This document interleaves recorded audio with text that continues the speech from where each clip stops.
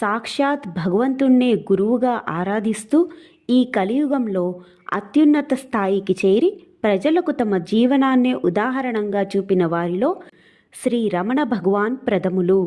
ఏ గురు శుశ్రూష లేకుండా శ్రీ అరుణాచలేశ్వరుణ్ణే తండ్రి గురువుగా తమ జీవితమే తపస్సుగా మార్చుకున్న ఋషి ఆయన. వారిని యావత్ ప్రపంచం గురువుగా భగవంతునిగా నమ్మింది. రమణ మహర్షి ఆధునిక యుగంలో ఆత్మ సాక్షాత్కారం పొందిన మహాపురుషులలో ప్రముఖుడు. ఆయన ఒక భారతీయ ఋషి, జీవన్ముక్తుడు. ఈయన అసలు పేరు వెంకటరామన్ అయ్యర్.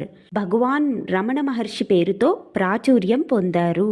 ఈయన తమిళనాడులోని తిరుచ్చిలిలో 1879 డిసెంబరు 30వ తేదీన అళగమ్మాళ్ సుందరం అయ్యర్ దంపతులకు